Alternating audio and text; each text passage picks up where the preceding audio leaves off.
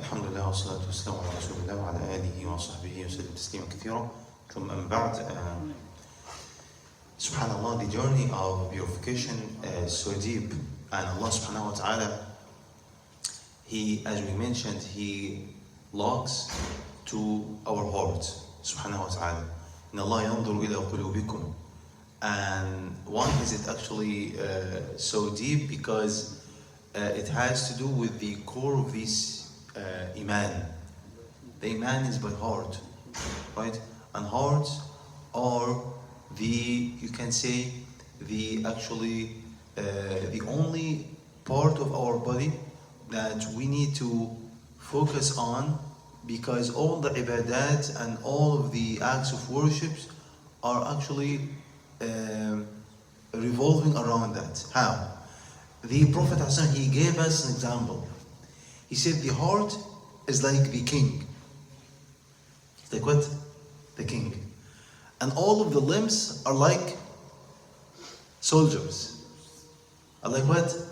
Soldiers, right? So any commandment and anything, first of all, anything coming from or done by the limbs are done because of the commandment of the heart. That's why Ibn Qayyim rahimahullah has a beautiful statement. You know what he said? He said, the heart are like dishes,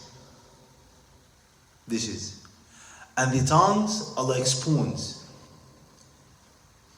So whatever we talk, listen now, whatever we talk is like what? Is like as if you're dishing out from your heart by your tongue. Subhanallah. As if you're dishing out from your heart by your tongue. So he said you care about your tongue. You care about your tongue to purify your heart, and vice versa. Subhanallah. That's why Allah subhanahu wa ta'ala commands us in the Quran, Ya ayyuha alladhina ittaqullaha, and he said, وَقُولُوا قَوْلًا سَدِيدًا, right?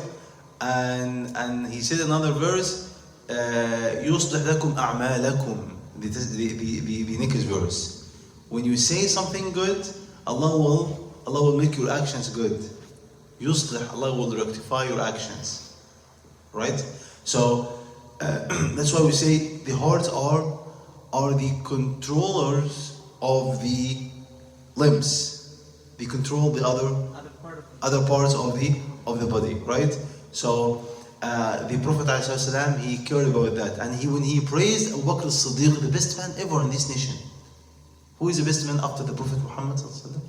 Abu Bakr as-Siddiq, right? He said sallallahu alaihi wasallam, ما سبقكم أبو بكر بكثير صلاة ولا صيام ولكن بشيء وقر في قلبه. He said Abu Bakr, he hasn't excelled you and he hasn't surpassed you by the abundance of salah and siyam he does, but because of something was in his heart, or something is in his heart, which is what? The certainty, the yaqeen, the love, right? The actually fear from Allah Azza wa Jal. So when you talk about these purifications, we are not speaking about something trivial or something which, no, this is actually the main thing. That's why in Salah, the difference between us or between those who pray is hard. The scholar said, perhaps you see two people are praying the same Salah behind one Imam, and the difference between them in reward is like the difference between the heavens and earth. And they are standing next to each other. And they are praying the same salah behind the same imam. Apparently, they look like each other. But in reality, the difference is so great. Subhanallah. Because of what? Because of the heart. Not because of the actions, the apparent actions. Right? Because of the heart. Allah subhanahu wa ta'ala He is the most merciful, right? Subhanahu wa ta'ala. That's why He didn't give this judgment to us, for only Him. Because can you see the hearts of your brother? No. You cannot see the hearts of anybody. Right? Subhanallah. So Allah He hides that. He hides that subhanahu wa ta'ala. I'm gonna subhanallah mention one hadith and that's it. I'm gonna just finish part of the hadith because the hadith is actually a little bit long.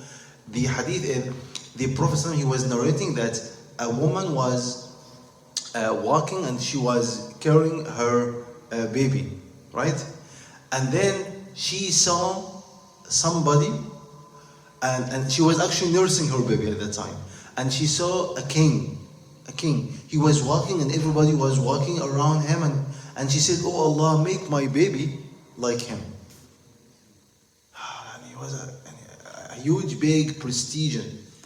And the baby, he actually spoke. This one of the babies who spoke in the cradle. Not just Isa alayhi salam, no. He's also this one. We have 3 or 4 in the history. So he actually spoke. And he said, "Oh my mom, oh Allah, don't make me like him." And the first time he did what Islam, he put his finger in his actually mouth, and he said, and then he returned to actually to feed himself and to nurse again, and he did like that. He mentioned the hadith. He did like that. Subhanallah. So the mother looked. How come? And then Subhanallah. They also passed again by a girl that people were actually beating her up and they were cursing her and they said to her, "You committed adultery, you did," and she was humiliated. She looked, she said, oh Allah, don't make my baby like her. And then he actually left again the nursing and then he said, "Oh Allah, make me like her." Subhanallah, right? And then after they finished, she spoke to him. She said to him, "How come? I asked Allah first to make you like this king and you said no. Oh Allah, don't make me like him. And then I asked you not to make you like this humiliated and disgraced girl." He said, "Oh my mom." Now he spoke, subhanAllah, authentic hadith, Allah, it's not like, a myth. Oh my mom. The first one, the king, he was an arrogant king. And Allah knew that his heart is full of arrogance and he wasn't a good man. That's why I asked Allah not to make me like him.